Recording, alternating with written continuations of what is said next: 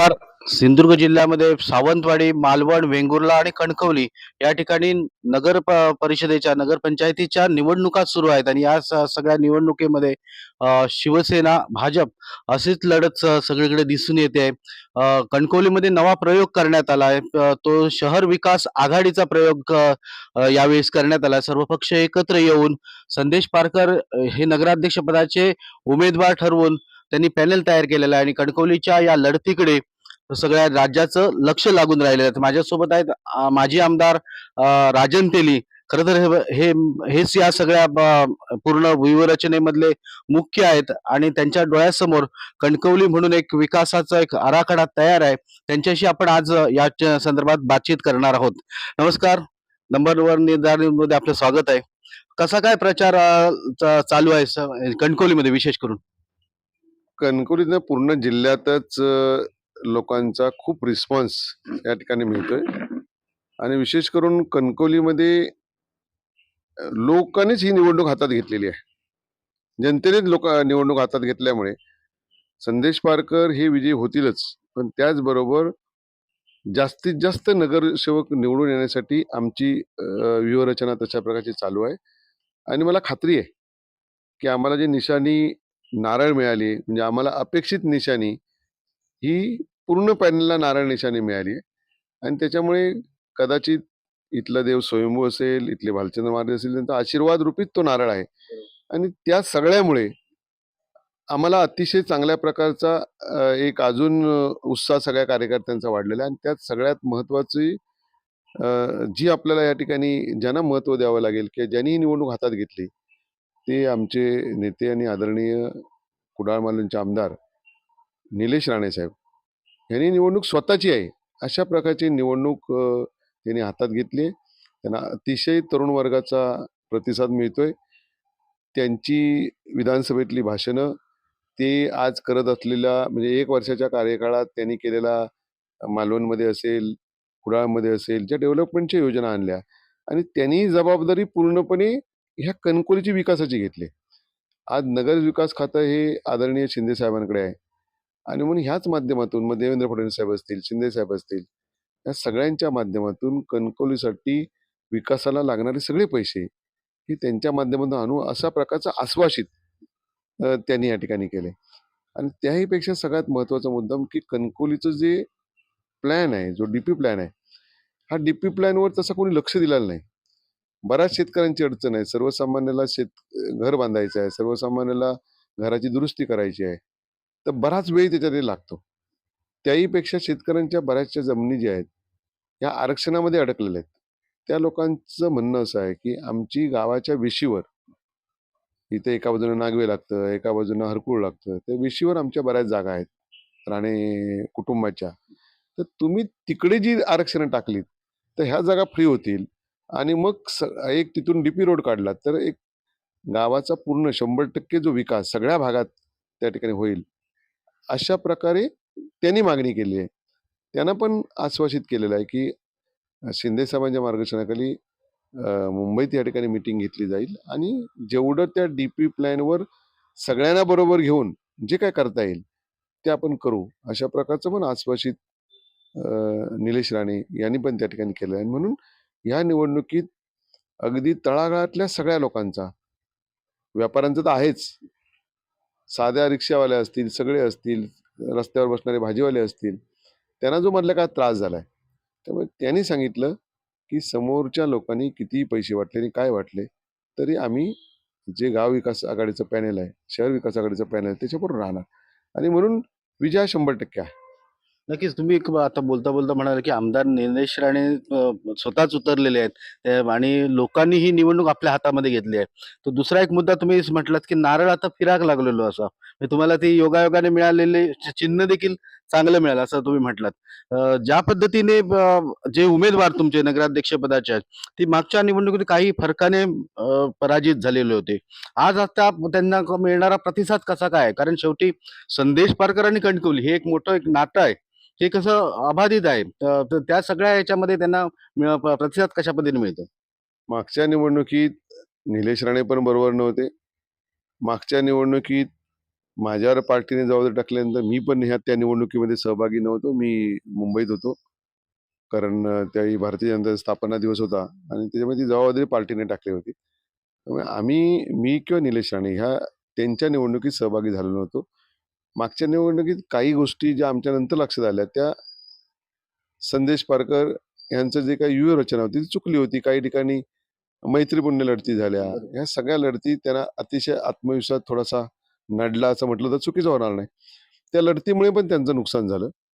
आज निलेश राणे आहेत आणि मी स्वतः आहे. त्यामुळे आम्ही जबाबदारी घेतलेली आहे हे करण्याची आणि उमेदवार आता इतके चांगले उमेदवार आहेत. मागच्या वेळी ज्या चुका उमेदवार निवडीच्या बाबतीत पण होत्या. सगळ्या लोकांना विचारून तिथले नगरसेवक ठरवलेले आहेत. गावातल्या लोकांनी उमेदवार दिलेले आहेत. त्यामुळे कुठे अडचण येण्याचं काही कारण नाही आहे. नक्कीच आत्ता जसं भाजपकडे पालकमंत्री आहेत आणि पालकमंत्र्यांचं म्हणणं असं की सगळ्या ज्या चाव्या आहेत त्या आपल्याकडे आहेत. या सगळ्या भूमिकेकडे त्यांच्या कसं बघता तुम्ही? पालक म्हणजे कुठल्याच फक्त डीपीडीसीचा फंड इतकाच मर्यादित त्यांच्याकडे आहे. जो प्रत्येक आमदाराचा फंड आहे, जो प्रत्येक शहराला फंड आहे, त्यात पालकमंत्री किती कुठे कट करणार आहेत? आणि आमच्याकडे त्याच्यापेक्षा मोठं स्तर असं आहे की एकनाथ शिंदे साहेबांकडे नगरविकास आहे. नगरविकासचे पैसे डायरेक्ट येतात. त्यामुळे उद्या पालकमंत्र्यांनी जरी मागितले तर नगरविकासचे पैसे त्यांना पण येणार आहेत त्यांच्याकडे. त्याच्यामुळे प्रत्येक आमदाराला जो ठरून दिलेला विकास निधी आहे तो कुठल्याही पार्टीचा असू दे, तो शिवसेनेचा असू दे, तो भारतीय जनता पक्षाचा असू दे आणि कुठल्या पार्टीचा असू दे, त्याच्यात तर पालकमंत्री जरी असले तरी कमी करता येत नाही. त्याच्यामुळे तो काही प्रश्नच येत नाही. विकासाची जबाबदारी ही आदरणीय निलेश राणे यांनी घेतल्यामुळे ही एकनाथ शिंदेच्या भरवशावर या ठिकाणी जबाबदारी घेतलेली आहे आणि एकनाथ शिंदे ह्या खात्याचे मंत्री असल्यामुळे आम्हाला कुठला विकास निधी कमी नाही पडणार आहे. जसं कणकवलीचा विषय आहे तसं मालवण पण मध्ये निवडणूक आहे. आपल्या सावंतवाडीमध्ये पण निवडणूक आहे आणि वेंगुर्ल्यामध्ये पण निवडणूक आहे. काय चित्र असेल एकंदर सगळं सावंतवाडी, वेंगुर्ला आणि मालवण मधलं? चारही निवडणुका ही शिवसेना जिंकेल अशा प्रकारची परिस्थिती, म्हणजे इथे आघाडी जिंकेल, संदेश पारकर जिंकतील. तसंच मालवणमध्ये निलेश राणे यांचं असलेलं काम, वेंगुर्ला आणि सावंतवाडीत केसरकरांचं असलेलं काम, त्याच्यामुळे चारही ठिकाणी आम्ही लोक या ठिकाणी जिंकू अशा प्रकारे, शिवसेना जिंकेल अशा प्रकारची परिस्थिती आहे. केसरकर आणि निलेश राणेंचा करिश्मा तिन्ही ठिकाणी त्या ठिकाणी चालणार आहे. 100%, 100%. आणि कसं आहे की बघा, शेवटी युतीचं राज्य आहे. एकनाथ शिंदे साहेब आणि आदरणीय देवेंद्र फडणवीस साहेब जरी खाली आज निवडणुकीच्या निमित्ताने थोडंसं वातावरण होत असलं तरी युतीचं राज्य आहे. देवेंद्र फडणवीस साहेब पण आमचे नेते आहेत. एकनाथ शिंदे तर आमचे आहेतच. त्यामुळे चांगल्या प्रकारचं काम या पुढच्या काळात ह्या सगळ्या भागात होत असल्यामुळे की आता जे ह्याच्यापूर्वी झालेलं असल्यामुळे मला काय कुठली अडचण वाटत नाही.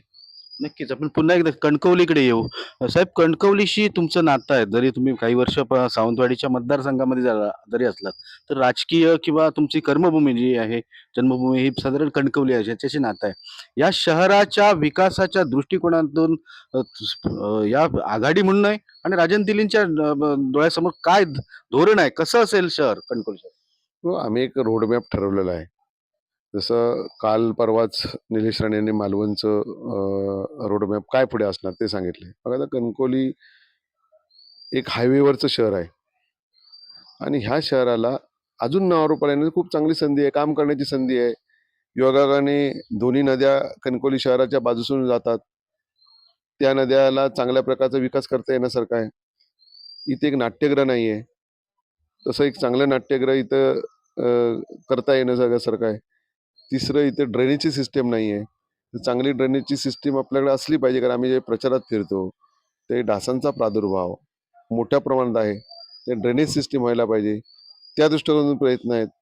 इथे एक चांगलं स्टेडियम व्हायला पाहिजे, कारण मोठ्या प्रमाणात इथे तरुण मुलं आहेत ह्या भागात आणि प्रयत्न करून पण त्या विचारांना मिळत नाहीत. म्हणून एक चांगलं स्टेडियम व्हावं अशा प्रकारचाही मानस आहे. आता इकडे जे पेन्शनर असतील किंवा जे काही फॅमिली कणकवली शहरात राहतात, आता विरंगुळ्यासाठी कुठे जायचं? चांगली गार्डन नाही, ते सुसज्ज गार्डन व्हायला पाहिजेत वेगळ्या भागात. अशा प्रकारचे प्रयत्न आहेत. असे अनेक प्रश्न, कारण एका वेळी सगळं करता येणार नाही. जवळजवळ 36 आरक्षण आहेत. ती आरक्षणं विकसित व्हायला पाहिजेत. त्यामुळे वर्षाला किमान 4 ते 5 आरक्षणं विकसित होतील आणि काही आरक्षणं समजा ज्या अम्युनिटीज चांगल्या मिळण्यासाठी जर एखाद दुसरं बदलायचं असेल, तर ते बदलता येईल आणि ह्या सगळ्या दृष्टिकोनातून एक चांगली कणकोली करण्यासाठी आम्ही सगळे मिळून चांगले प्रयत्न या ठिकाणी करू आणि कणकोलीला आम्ही तेच सांगतो की आम्हाला एक संधी द्या. या संधीचं सोनं 5 वर्षात तुम्हाला जर रिझल्ट आम्ही नाही देऊ शकलो, तर तुमच्याच हातात आहे परत, मतदारांच्या हातात. म्हणून कणकवलीवाल्यांना आम्ही विनंती करतोय की एकदा तुम्ही शिवसेनेकडे निलेश राणे नेतृत्व करतायत त्यांच्याकडे एक संधी तुम्ही द्या. अशा प्रकारची मागणी केलेली आहे. नक्कीच, नक्की. एकूणच सगळ्या निवडणुका आहेत त्या सगळ्या जनतेला तुम्ही काय आव्हान कराल? कणकवली सहित सावंतवाडी, वेंगुर्ला, मालवण काय आव्हान कराल? एकूणच त्या शहराच्या विकासाच्या दृष्टिकोनातून शिवसेना कशी कटिबद्ध असेल? आत्ताच मी तुम्हाला सांगितलं ना, की एकनाथ शिंदे साहेबांकडे नगर विकास खातं असल्यामुळे ह्या सगळ्या शहरांचा विकास हा जास्तीत जास्त नगर विकास खात्याशीच निगडीत आहे. त्यामुळे लोकांनी काळजी करण्याचं कारण नाही. आज इथं अतिशय चांगल्या प्रकारचं काम करता येण्यासारखं आहे. लोकांनी एक संधी या सगळ्या माध्यमातून आदरणीय शिवसेनेच्या पाठीमागे लोकांनी उभं राहावं, शिंदे साहेबांच्या पाठीमागे उभं राहावं, अशा प्रकारचं सगळ्यांना आवाहन करतो. नक्कीच. हे होते राजन तेली, माजी आमदार राजन तेली यांचा प्रदीर्घ अनुभव आहे राजकारणामधला. निधी कशी खेचून आणायची हे त्यांना माहीत असल्यामुळे या कणकवली शहराच्या विकासामध्ये देखील त्यांचा मोठं योगदान असणार. त्याचबरोबर त्यांनी एक गोष्ट सांगितली, की निलेश राणे जे आमदार आहेत, जे प्रश्न पोटतिडकीने मांडतात आणि सोडवतात, ते देखील कणकवलीकडे लक्ष देऊ नाहीत. शिवाय इतर भागाकडे लक्ष देऊ नाहीत. या सगळ्यांचा परिपाक म्हणून शहराचा विकास होतील आणि त्याचबरोबर एकनाथ शिंदेकडे खातं जे आहे त्या खात्याचा उपयोग करून आम्ही येथील जी सावंतवाडी, मालवण, वेंगुर्ला आणि त्याचसोबत कणकवलीच्या विकासासाठी, शहराच्या विकासासाठी योग्य ती पावलं उचलू. आमच्याकडे मिशन आमचं तयार आहे. आमच्याकडे त्याचा मॅप जो आहे तो तयार असल्याची माहिती माजी आमदार राजन तेली यांनी या ठिकाणी व्यक्त केली आहे.